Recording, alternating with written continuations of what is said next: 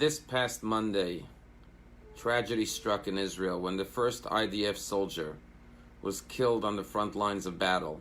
The first soldier of 2020 to die.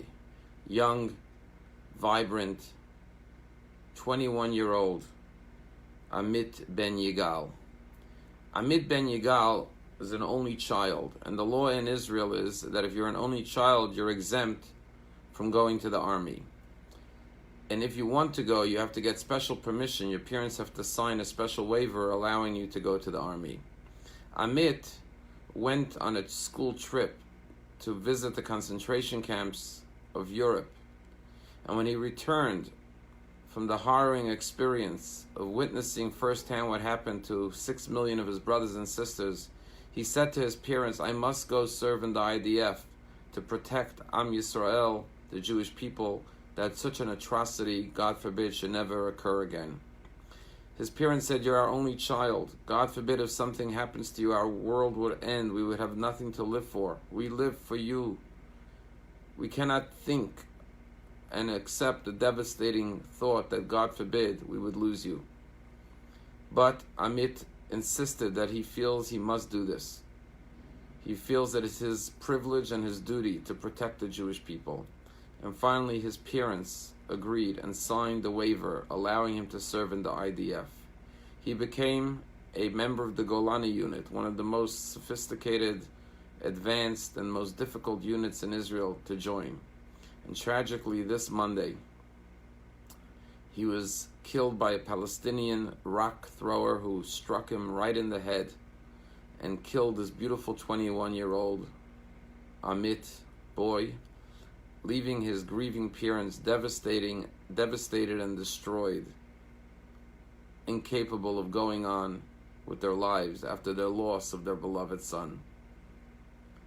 As all of the Jewish people mourns the loss of this beautiful child, we turn to this week's Torah portion, Bechukotai. And within the Torah portion of Bechukotai, the Torah predicts 3,000 years ago the hardships that the Jewish people would endure throughout their long exiles, all the suffering, all the misfortune, all the hardship, all the tragedy. And in very graphic detail, the Torah predicts, the Torah outlines the harsh experiences that the Jewish people will endure throughout the millenniums because they are God's people. They will be targeted for hatred, for assassination, for annihilation, and they will experience so much trial and tribulation as no other nation on earth. And indeed, tragically, when we read the Torah portion, we see, especially during the Holocaust, but throughout all of Jewish history, these horrific predictions came true. But right after the laws of the section dealing with the Tochacha, the harsh, terrible curses that will befall the Jewish people, the Torah transitions to a completely different subject, the subject of Erechin. Erechin is self-evaluation. That in the times of the temple, a person could say, "I want to donate myself to the temple." What does that mean? I want to give my value. And the Torah describes how you can evaluate your worth in monetary measures in order to contribute your self-worth to the temple. And the commentaries ask, why does the laws of Erechin, of giving your self-worth to the temple, follow right on the heels of the Tochacha, these terrible predictions? And the commentaries answer twofold.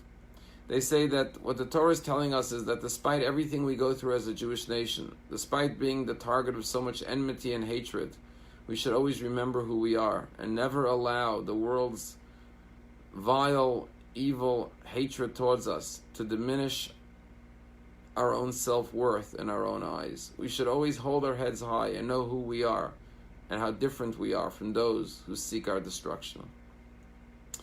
Conversely, another lesson the rabbis say we could learn from this is that sometimes a person's own greatness and self-worth is not revealed until they are tested. Sometimes it's through the sacrifices and the hardships we endure that we uncover our greatest and deepest light, our truest self, our truest self-worth and value. That only tragically sometimes through the hardships do we come to recognize how great a person is. And the lesson is we shouldn't wait for hardship and tragedy, God forbid, to recognize and appreciate someone's greatness. We should appreciate the greatness of individuals while they're alive so we could thank them for their heroic actions and sacrifices. Every soldier of the IDF is a hero. Every soldier is ready to die, just like Amit was ready to die. Amit was not obligated to serve in the army. He was exempt, but he chose to do it by his own free volition, knowing that at the age of 21 he could be giving up his life. And he went through the most difficult training to become a member of the most advanced unit of the Golani. Why? Because he had an inner calling, an inner love burning in his heart to make sure that the Jewish people are protected from what he witnessed back in the concentration camps, to make sure that what he saw as a young teenager will never befall his people. He went to the front lines to protect his parents who he loved so much and his family members. And now the entire Jewish people grieves with his parents for such unspeakable pain and tragedy.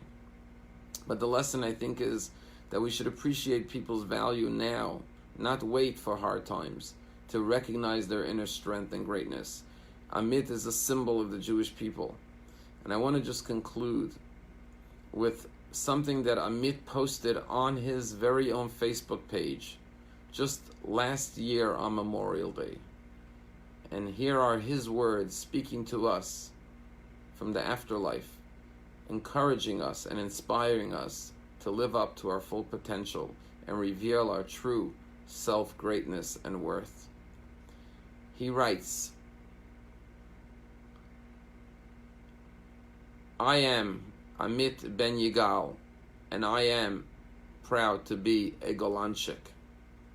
I am proud to be part of a years-old tradition like being a Golani. I am proud to be the continuation of the many Golani units that came before me, and to be a role model for those that will come after me. Every year, for as long as I can remember, something very strong grabbed at my heart on Memorial Day.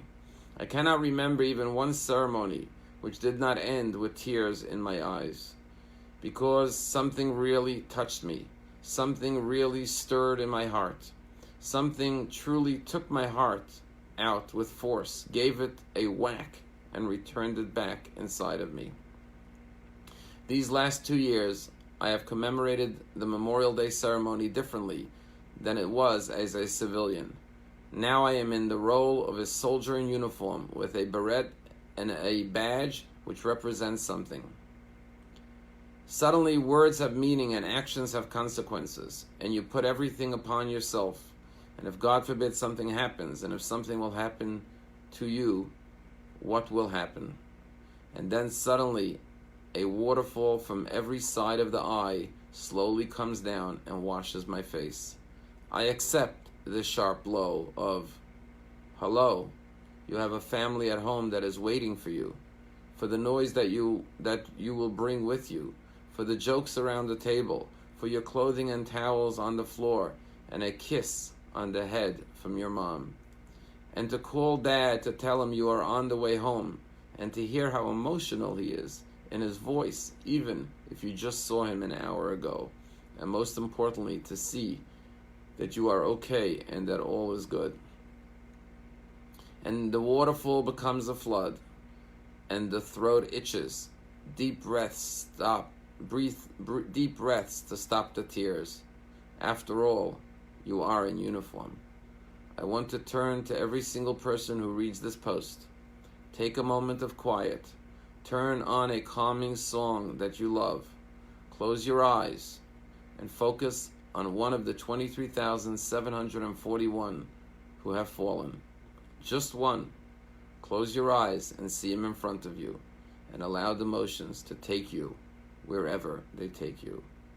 These were the words of Amit on Memorial Day just last year. And we respond to Amit. Amit, we love you. We will remember you forever. We will carry you in our hearts. Today you are that hero that we will close our eyes and envision. You are one of those 23,741 soldiers, and we will always be inspired by you and live up to your sacrifice of doing everything in our power to protect and to safeguard our beloved land of Israel and the Jewish people everywhere. May your soul rest in peace, and may God bring comfort to your beloved parents and to the Jewish people.